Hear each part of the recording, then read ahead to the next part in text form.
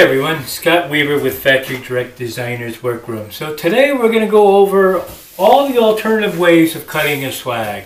That would be on the bias, on the straight, also how to expand your swag, how to seam the swag if it needs to, and all that good stuff. So at this point, let's get going.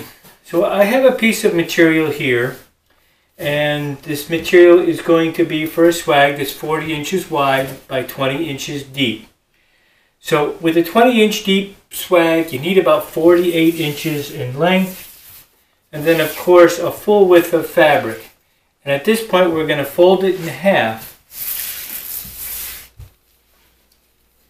like so, because I'm only using 1/2 of the swag pattern.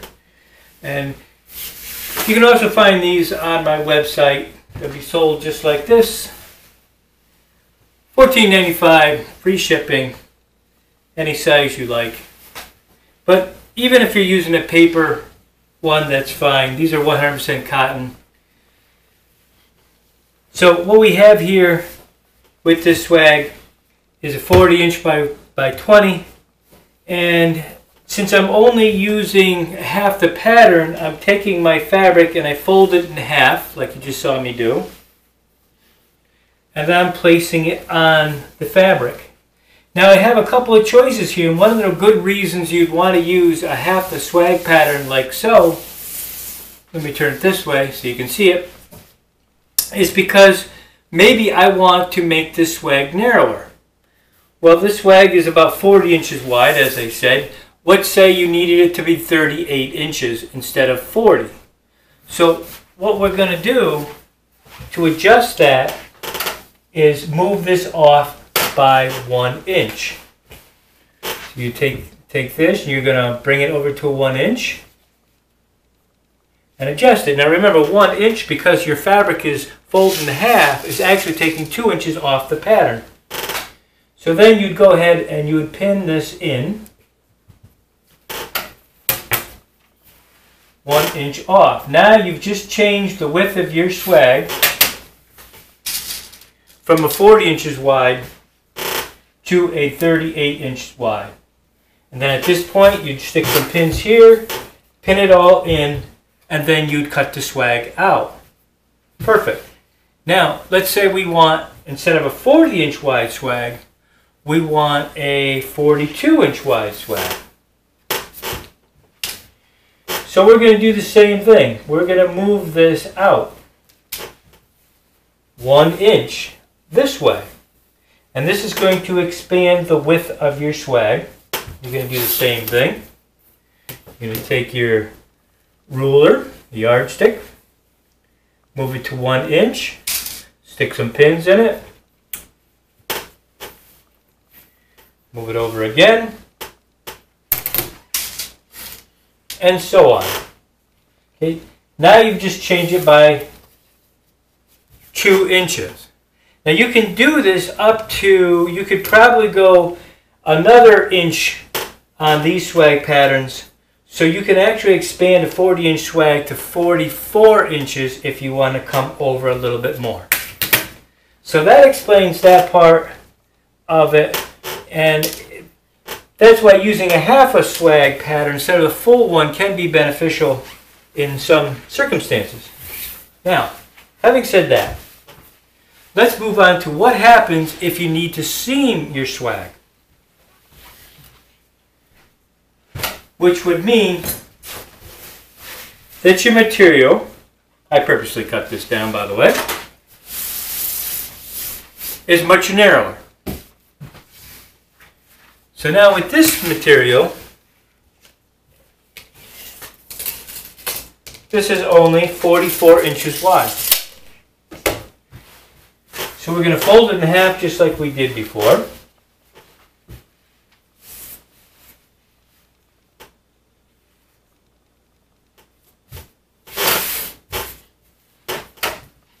And we're going to stick our pattern on.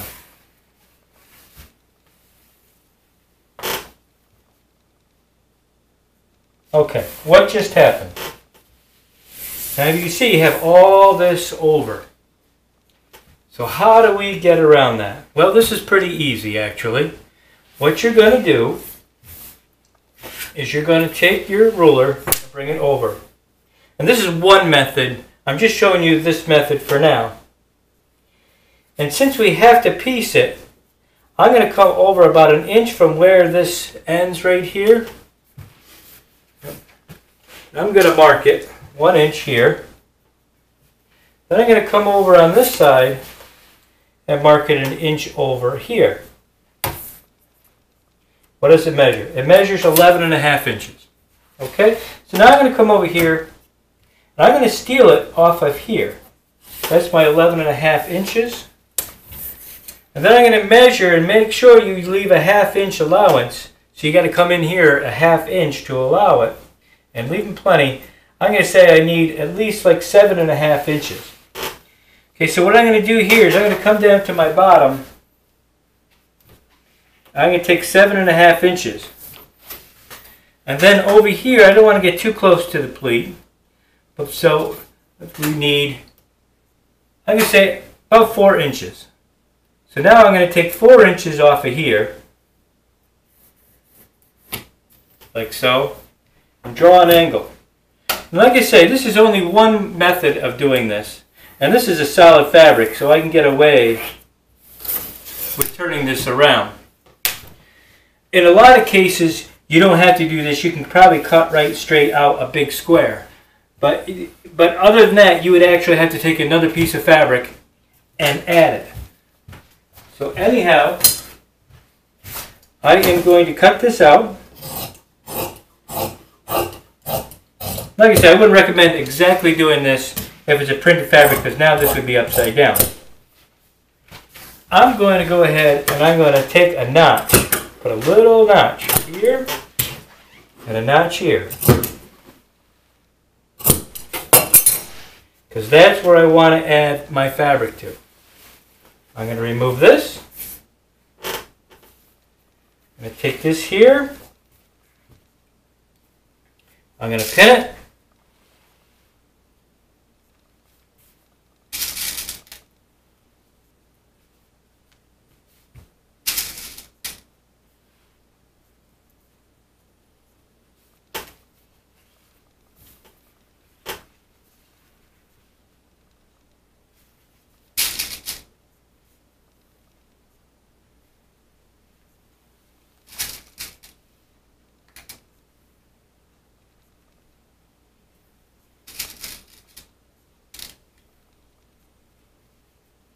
Then I'm going to bring it over to my sewing machine. I'm going to stitch this down. Then I'm going to stitch this side. And then you want to make sure you press your seams open. Now keep in mind, if this is a plaid fabric, you got a little bit different of an issue, because then you want to keep your stripes lined up. So you would have to find over here where the same stripes are, or just add a separate piece. And you can, if you wanted to cut a little strip the whole length of this and sew it, you can. But this happens just to save enough of yardage if it's expensive fabric. This is how you would do it. So now you put your pattern on after you've sewn it all down. You put your fabric back, or your swag back on, and then from here you can go ahead and cut the whole thing out. So that kind of gives you an idea of how to seam a swag. And you want to make sure when you're seaming a swag, whether you're taking a full length piece of it, which is fine, and sewing it, but you put a seam on each side of the swag. You never seam a swag only on one side. And you want to have it to the outside as far as you can go, especially if you're having several swags and you're overlapping your swags. Some of those seams will be hidden then. So never seam a swag in the center. Always do it to the outside of the swags.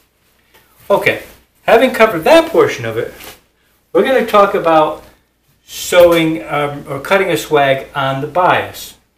And for that, I've got a separate piece of fabric here. So I want to show you how that's going to look.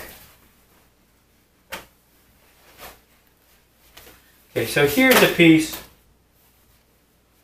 And for this, I'm going to use a very little baby pattern.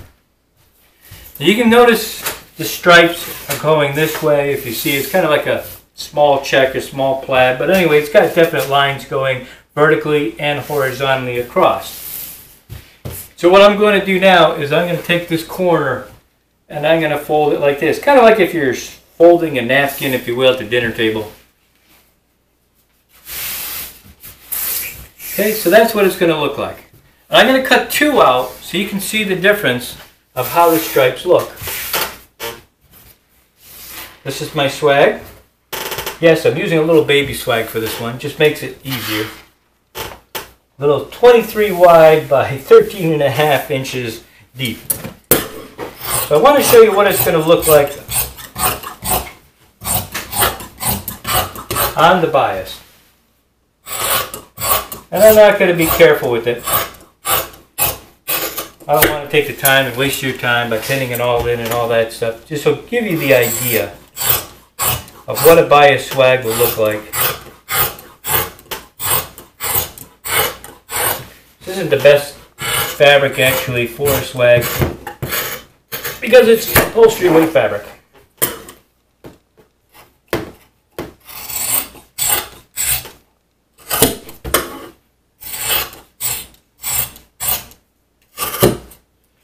Now a bias swag is actually a nicer looking swag than cutting one on the straight, which I'm going to show you that version of the same stripe fabric. Because a bias swag, when you're cutting it this way, you're threading the threads, the natural threads of the fabric are now turned on a 45 degree, and it makes the threads more pliable, and so it makes the swag rounder.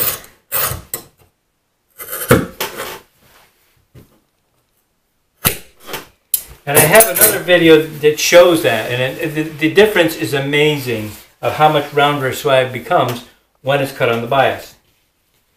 Okay, so this is what your swag would look like on the bias. And hopefully you can see that. I don't know how well this camera is picking up, but all the stripes now are going on a 45 degree angle.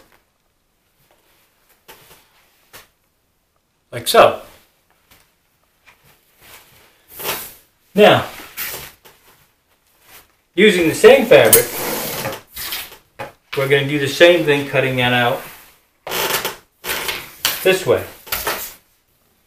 Now we're doing it on the straight. And this way you can see the difference between how each one of them looks. And I highly recommend, anytime you can get away with cutting your swag on the bias like I just did, it will make a rounder, better looking swag.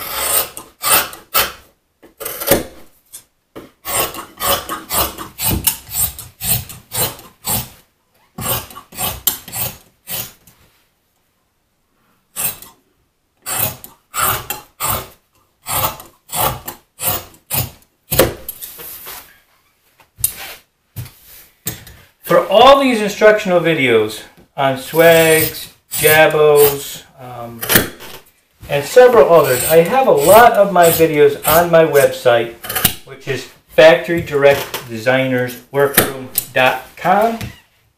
If you have any questions, you can shoot me an email. However, it may take me a while before I get to it because I get a ton of emails every day. And I do my best to answer them when I can.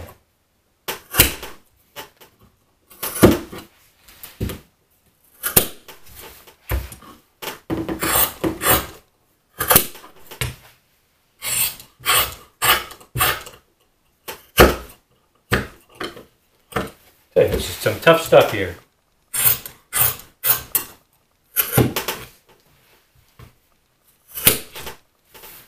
Okay, now let's take a look at the two versions of what the swags look like. Version number 1, straight. Version number 2, on the bias, like so. This swag here, because the grain is going vertically and horizontally, or I should say vertically and horizontally, it doesn't give much. This swag here, now I'm going to show you, when I pull on this, you don't get any type of stretch. When I take this one, I can stretch this out to almost anything.